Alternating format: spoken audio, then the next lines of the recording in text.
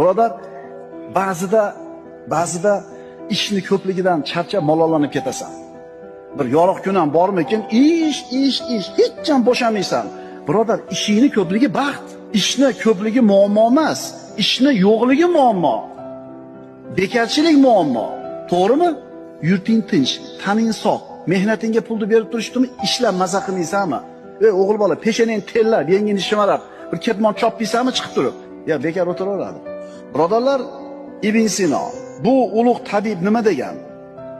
Bekorchilik nafaqat jaholatni keltirib chiqaradi. Ayni paytda u, birodar, ba'zida ishni ko'pligidan charchab malollanib ketasan. Bir yorug' kun ham bormikin, ish, hech ham bo'shamaysan. Birodar, ishingni ko'pligi baxt, ishni ko'pligi muammo emas, ishni yo'qligi muammo.